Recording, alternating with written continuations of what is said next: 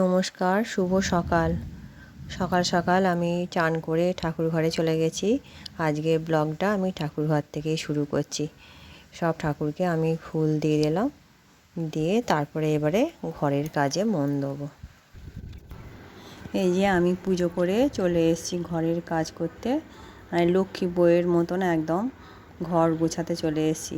রোজই ঝাঁট দেওয়ার সময় একবার করে ঝুলগুলো ঝেড়ে নিই আমি, দিয়ে বিছানার চাদরটা আমি পাল্টাবো। নতুন একটা চাদর বার করলাম, তোমাদের দেখালাম। দিয়ে সবাই করে এই রকম কাজ, সবারই আছে সংসারের এই সব কাজ, দেখানোর কিছু নেই, কিন্তু তবু রোজের তো দেখানো হয় না। ভাবি আজকে একটু তোমাদের সঙ্গে শেয়ার করি আমার সকাল থেকে দুপুর পর্যন্ত আমার কিভাবে সময়টা কাটলো।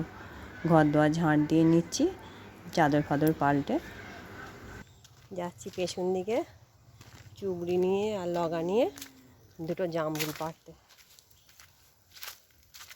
লাল লাল জামরুলগুলো পাখিতে না পিঁমড়েতে খেয়ে নিচ্ছে জানি না, ফুটো করে দিচ্ছে, খেতে পারা যাচ্ছে না। তবু দুটো পাড়তে এলাম, দেখি কতগুলো পাই। এই যে আমি জামরুল পাড়তে চলে গেছি, একটা চুবড়ি আর একটা লগা নিয়ে গেছি, তোমাদের তো দেখালাম। দিয়ে পাখিতে এমন খেয়ে খেয়ে ফুটো করে দিচ্ছে, আমি দেখে দেখে চারটি তুলে নিয়ে এলাম। তুলে নিয়ে তারপরে তোমাদের দেখালাম কতগুলো পেরেছি। বাড়ির সামনে আম গাছ থেকে চারটি আমের রং ধরেছে, সেও দেখে দেখে চারটি পারলাম। রোজই আমাদের পাড়া হয়, মানে যখন যেমন দেখি তখন তেমন পেরে নিয়ে আসি। এবার পাশাপাশি বাড়ির সবাইকে দেবো, তো ওই জন্যই পেরে নিয়ে এলাম। এই গাছ থেকে এই আমগুলো পেরে নিয়ে এলাম। এইটা হচ্ছে একটু নরম হয়ে গেছে এই আমটা, এই যে রং এসে গেছে।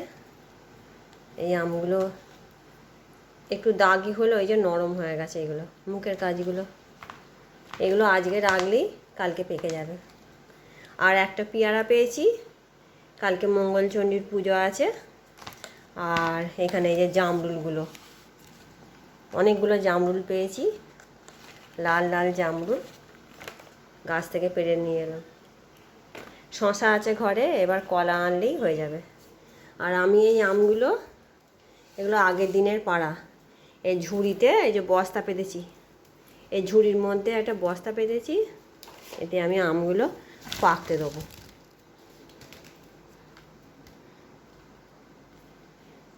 যে এতে আমগুলো পাকুক, এরগুলোও দিয়ে দিয়েতে কালকে পেকে যাবে মোটামুটি।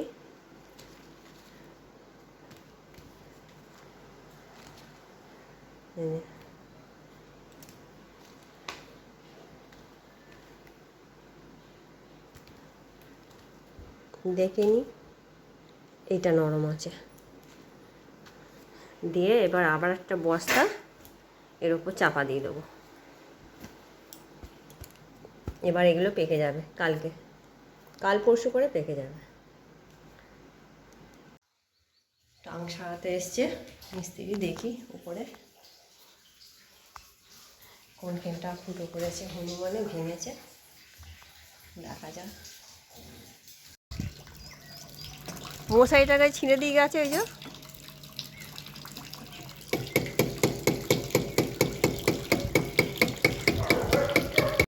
এবার টাংটা চালাতে যাচ্ছি।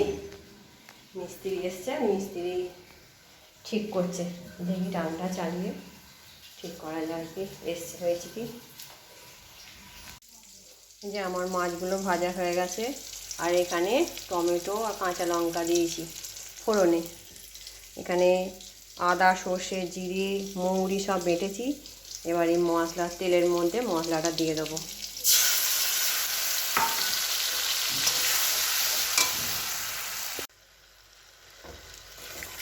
আমার মশলা ফুটে গেছে, নুন দিয়ে দিয়েছি এটা আমি, দিয়ে এবার ভাজা মাছগুলো এর মধ্যে ঢেলে দেবো। এখানে একটু মাছের ডিম আছে, বেশ অনেকটাই মাছের ডিম আছে। এই মাছের ডিমটা আমি একটু পেঁয়াজ কুচিয়ে মাখবো, এই বাটিটার মধ্যে